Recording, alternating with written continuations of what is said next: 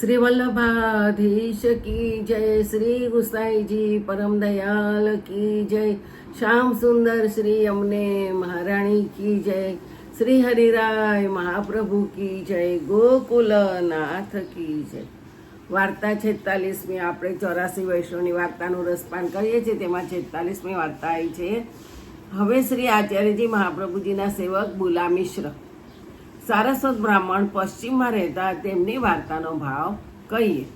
એ લીલામાં સ્વામિનીજીની સખી વિશાખાજીની તેમની સખી છે। લીલામાં એમનું નામ સુમંદિરા છે। એ લાહોરમાં પશ્ચિમ દિશામાં સારસ્વત બ્રાહ્મણના ઘેર પ્રખ્યાત એ 10 વર્ષના થયા ત્યારે પિતાએ બુલા મિશ્રને કહ્યું, કંઈ શાસ્ત્ર ભણું તો સારું, નહીં તો મારી માફક મૂરખ રહેશો। ત્યારે બુલા મિશ્રે કહ્યું, કોઈ પંડિત નક્કી કરી મને બતાવો, ત્યારે હું ભણું। પછી લાહોરમાં એક પંડિત પાસે તેમને ભણવાને બેસાડે। ત્યારે તે પંડિતે કહ્યું, મારે 10-5 રૂપિયાથી પૂજા કરો તો ભણાવું। ત્યારે બુલા મિશ્ર ઉઠીને ઘેર આવી ગયા। ત્યારે પિતાએ કહ્યું, ઘરમાં ફરી કેમ આવ્યો? ત્યારે ઘરમાં બેઠો ભણીશ, તું જન્મથી જ ઘરમાં જ રહ્યો છે, તેથી સ્ત્રીનું કામ શીખીશ, બહાર નીકળતા લાજ લાગી હશે।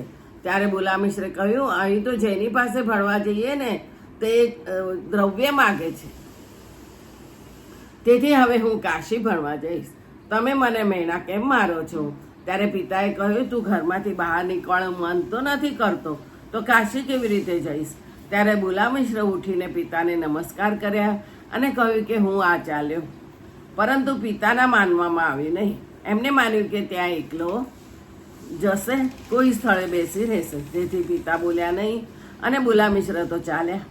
રસ્તામાં ચૂન માગીને ખાય એ પ્રકારે કેટલાક દિવસમાં કાશી આવે, ભિક્ષાવૃત્તિથી નિર્વાહ કરે અને ભણવાને પંડિત પાસે જાય। એ પ્રકારે 3 વર્ષ સુધી ભણવાનો યત્ન કર્યો, પરંતુ રંચક પણ વિદ્યા ન આવી। ત્યારે પંડિતે કહ્યું, અમે અનેક વિદ્યાર્થીને ભણાવ્યા, પરંતુ તારા જેવો ગુણ ન જોયો। 3 વર્ષ સુધી તું પણ ભણવાને મથ્યો પણ, અને હું ભણાવતા થાક્યો, પરંતુ તને અક્ષરનું પણ જ્ઞાન ન થયું। હવે તું શા માટે મહેનત કરે છે? વિદ્યા તારા ભાગ્યમાં નથી।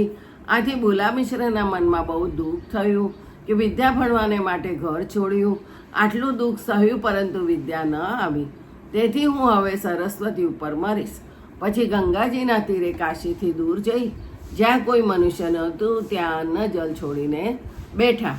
એ રીતે 3 રાત અને 3 દિવસ વીત્યા, પણ જળ પણ ન લીધું। ત્યારે સરસ્વતીએ ગંગાના અંદરથી બુલા મિશ્રને કહ્યું કે તું મારા ઉપર કેમ મરવાને બેઠો છે? હું તો ભગવાનની દાસી છું, ભગવાન